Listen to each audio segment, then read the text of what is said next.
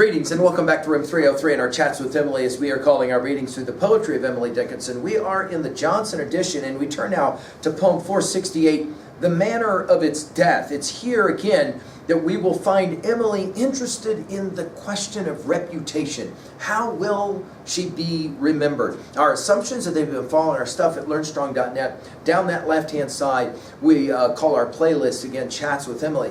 Hopefully you've worked through our previous set of introductory comments. I'm really hopeful that you've as well worked through our preceding 467 poems. We just finished with 467.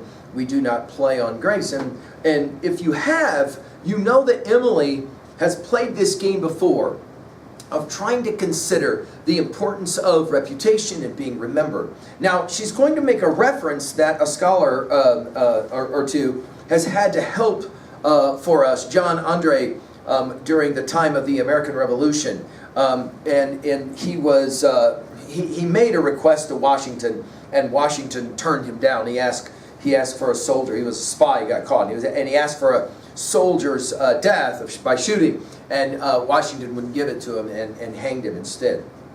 So this is the manner of death that she's referencing. But it becomes a symbol in some ways of how one is remembered, their reputation. This is how she says it. The manner of its death, when certain it must die, 'tis deemed a privilege to choose. 'Twas Major Andre's way, when choice of life is past, there yet remains a love, its little faith to stipulate, how small in those who live.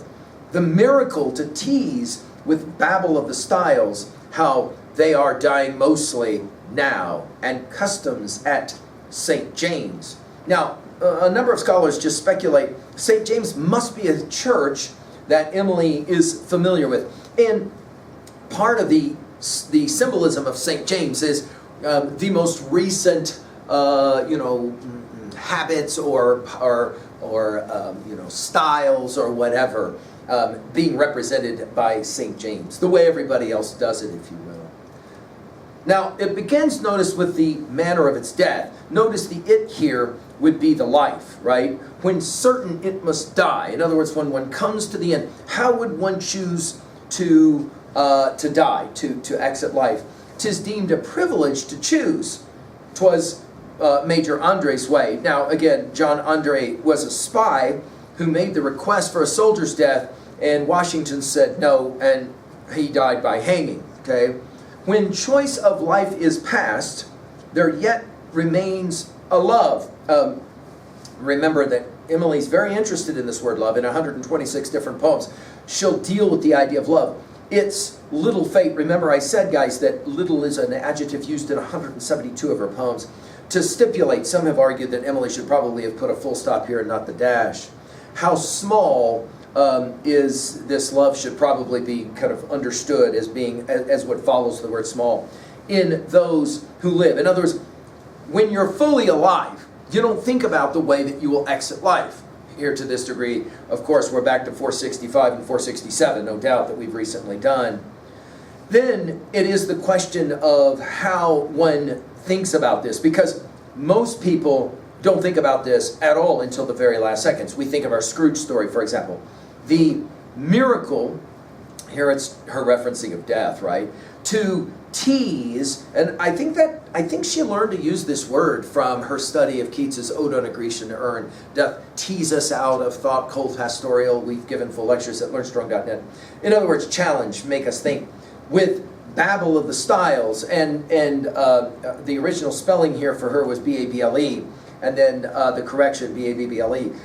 She'll have used this word babble in 121, and we'll see it again in 1217, the babble of the happy. When we get to 17 of 48, right near the end of our study, she'll say it this way: admonished by her buckled lips, let every babbler be. The only secret people keep is immortality. This idea that the collective, the babbling, the way everybody else talks, she says how, and then she puts it in quotation marks, how they are dying mostly now, in quotation marks. It's almost like the fashion and custom, she calls it custom, not fashion, at St. James. Well, what is the point that she's making in this little poem? I think her argument is that great artists want to choose both how they live and as well how they die and how they are remembered on their own terms and not on others. And it might in fact be the case that their choice will be considered or deemed unfashionable. It's very possible that Emily is talking about her decision to withdraw from most of society of Amherst.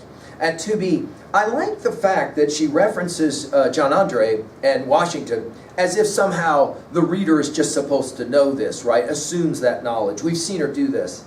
At 3a, I can't help but read this poem and not think of Dante and the Divine Commedia. We've given full lectures at learnstrong.net.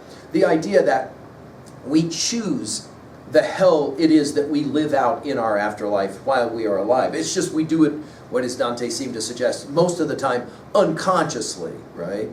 Finally, at 3b, what do you think is one of the more important choices of your life? And is it, in fact, the way that you want to engage in your own passing and be there fully and awake?